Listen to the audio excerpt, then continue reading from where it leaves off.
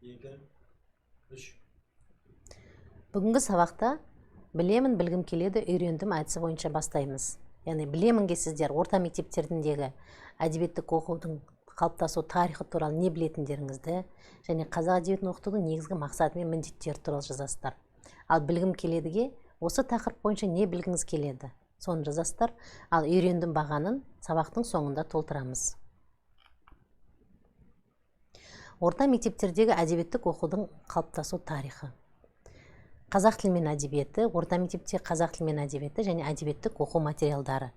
Қазақ әдебиетінің пән ретінде оқытыла бастауы оқулықтар жасаудағы тәжірибемен бірге мектепте әдебиетті оқытудың методикасын да тұрғызып қалыптастырды.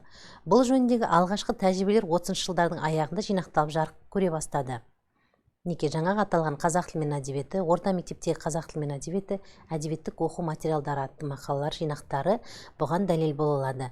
Бұл кітаптарда қазақ мектептерінде қазақ әдебиетін оқытудың кейбір үлгілері сөз болып, тәжірибелер қорытылды. Содан бергі кезде әдебиетті оқыту методикасы дәуір талаптарына сай жауап бере отырып, педагогика ғылымының маңызды бір саласына айналды. Төңкерістен кейінгі кеңес мектептерінде 3 түрлі кезең болды. 1917-1927 жылдар арасында бастауыш оқу мен әдебиеттік оқу арасына жік қойылмай, қоғамтану түріндегі оқу болды. Екінші 1928-1938 жылдары оқу мектеп типіне негізделмеген тарихи әдеби курс болып өтті.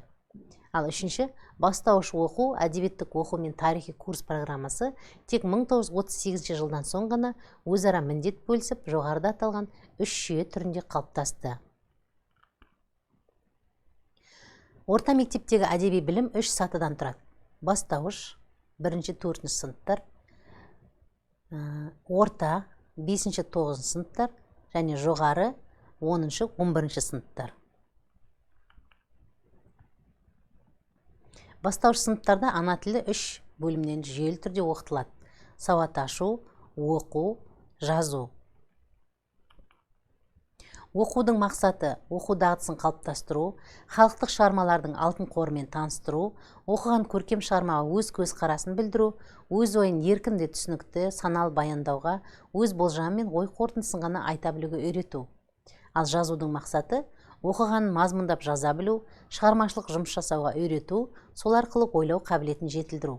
Бұл міндеттерді шығармашылық пен жүйелі орындау барысында дамыта оқыту жүзеге асады. Ана тіліне деген құштарлық сезімін оятады. 5-7 сыныптардағы білім мазмұнында басты орын қазақтың ауыз әдебиетіне, шешендік сөздерге, классикалық әдебиетімізге, қазіргі кезең әдебиетіне беріледі. Ал 8-9 сыныптардағы бағдарлама мен оқулыққа әр дәуір әдебиеті сұрыпталып алынады. Шығарманың автор мен материалдар жайлы әдеби тарихи мәліметтермен байланыстырыла қарастырылады. Оқулықтағы әдеби білімнің негізі көне дәуір әдебиет үлгілері, 15-18 ғасырдағы жыраулар поэзиясы, 19-20 ғасырлардағы қазақтың классикалық әдебиеті, шетел әдебиет үлгілері, қазіргі әдебиетіміздің балаларға лайық таңдаулы үлгілері. Бастауышта білім берудің жүйесіне қарағанда курстың құрылымы, мазмұны, мақсаты өзгереді. Міндеті күрделеніп, оқушының білім көлемі кеңейіп, эстетикалық қабылдау мүмкіндігі артады. Шығарманы талдауға, бағалауға қажетті білім, білік, икем дағдылар қалыптастырылады. Көркем шығарманы оқуға деген ынта ықылас артады. Ауызекі сөйлеу, жазу тілі дамиды. Әдеби шығармадағы негізгі тақырып ой қазығы, кейіпкерлердің сөйлеу тілі, жан дүниесі әр бейненің мінезін танитын болады. Әдеби шығарманың сюжеті, құрылысы, жанрлық сипаты, кейіпкерлері, халықтық педагогика, халықтық салт дәстүрі, әдет ғұрпының көрінісі, шығармадағы адамгершілік тәрбие, табиғат, сөз қолданыстар зерделеніп, әдеби пікір алмасуға жол ашылады. Әрбір оқушы шығармашылықпен ойлауға, өз ойын қорғауға, шығарманы талдауға, шығармашылық өзіндік ізденіске жаңа тың жол салады. 9 сынып базалық білімді аяқтап, орталау мектепті бітіріп, 5-8 сыныптарда алған білімдерін қорытындылайды. 10-11 сыныптарда тарихи әдеби курс өтіледі. Тарихи әдеби курстан оқушылар қазақ әдебиетінің ең таңдаулы классикалық үлгілерімен танысады. Елеулі орын ақын жазушылардың шығармашылығына беріледі. Жазушының бірнеше шығармасына, кейде толық шығармашылығын оқып үйренуге негізделеді. Жазушының туындыларындағы идеялық көркемдік ерекшеліктерді таныту, шығарманың жанры мен стилін, идеясын, тақырыптарын, характер сомдауын, сюжет таңдауын, композиция құруын, тіл көркемдігін анықтау белгілі дәуірдің әдеби процесіндегі орын алатын орнын тануға жол ашады. Оқу процесінің мазмұнындағы және оны ұйымдастырудағы маңызды элемент мектеп оқулықтары. Оқулық оқу бағдарламасына сай оқу пәнінің мазмұнын жүйелі түрде баяндайтын кітап. Оның мазмұны, құрылысы міндетті түрде сол пәннің бағдарламасына сәйкес келу керек. Оқулық ғылым негіздерін баяндаумен қатар, оқу материалын түсінуге керекті өздік жұмыстарды ұйымдастырып оқуға үйретеді. Оқулыққа қойылатын негізгі талаптар: қысқа, нақты, деректі материалдарды енгізілуі, ақиқат ғылымның мазмұнын баяндауы, балаларға түсініктілігі, баланың қызығушылықтарын, қабылдауын, ақыл-ойын, есінің ерекшеліктерін ескеріп, танымға, тәжірибеге деген қызығушылықты оятып, білімге және тәжірибелік іс-әрекетке деген сұранысты дамытуы. Оқулықтың өз ғылымының оқу бағдарламасының логикасына сәйкес келуі, білімнің әр саласынан хабар беруі, оқу материалына қосымша әдебиеттер енгізіп, өздігінен білім алуға және шығармашылыққа итермелеуі. Оқулық мәтініндегі негізгі ережелер қорытындылардың анықтығы және нақтылығы болуы керек. Нақтылығы мәселелі түрде баяндалуы, әдеби тіл нормаларына сәйкестігі, эстетикалық талаптарға сай безендірілуі.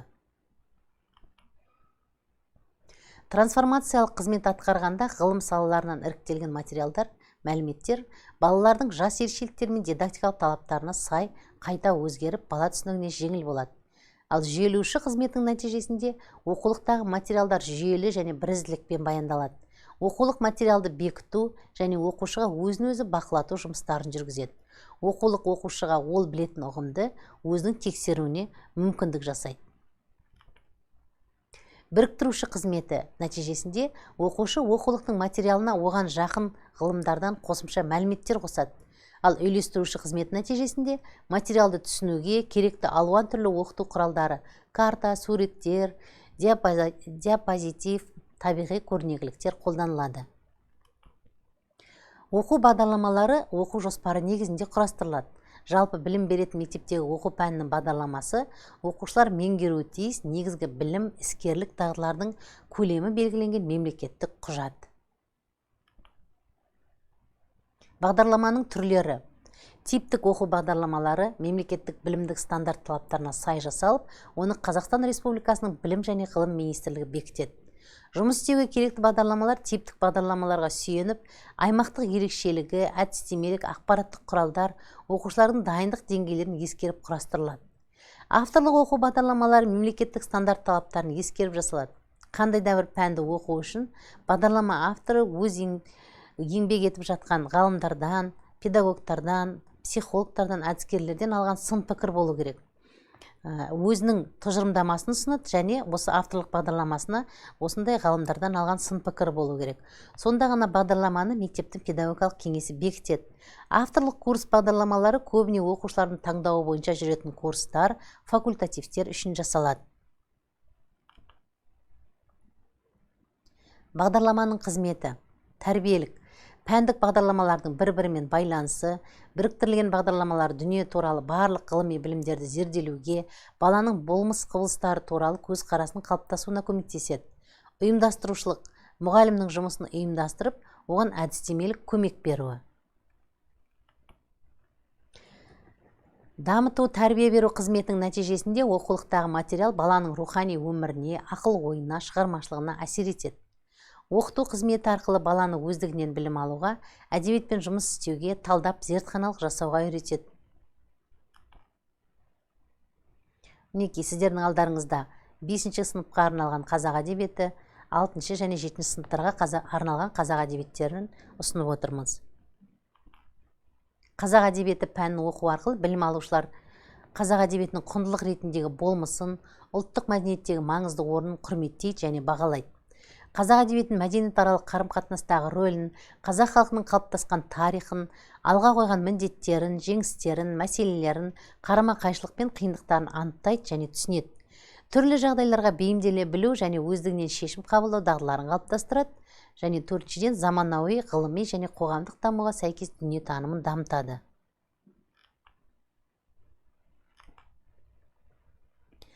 Қазақ әдебиеті пәнінің мазмұнын ұйымдастыру. Қазақ әдебиеті пәні бойынша оқу жүктемесінің көлемі 5-ші сыныпта аптасына 2 сағат, оқу жылында 68 сағат. 6-ші сыныпта аптасына 2 сағат, оқу жылында 68 сағат. 7-ші сыныпта да солай. Ал 8-ші және 9-ші сыныпта аптасына 3 рет, оқу жылында 102 сағат болады. Қазақ әдебиеті пәндік білімнің мазмұны бөлімдерге бөлінген. Түсіну және жауап беру, анализ және интерпретация, бағалау және салыстырмалы анализ. Сонымен қатар дағдыларды қалыптастыратын бөлімшелерден тұрады.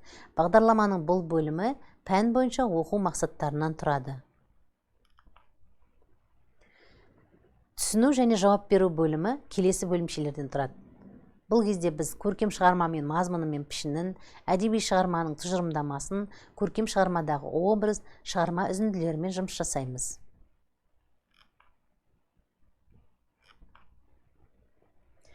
Ал енді анализ және интерпретация бөлімі келесі бөлімшелерден тұрады. Әдеби шығарманың композициясы, автор бейнесі, көркем шығарманың тілі, шығармашылық жұмыс. Ал бағалау және салыстыру бөлімі мынадай бөлімшелерден тұрады. Тарихи және көркемдік құндылығы, заманауилығы мен жаңашылдығы, әдеби эссе және әдеби сын. 5-ші сыныпқа арналған қазақ әдебиеті пәнінің базалық білім мазмұны. Түсіну және жауап беру.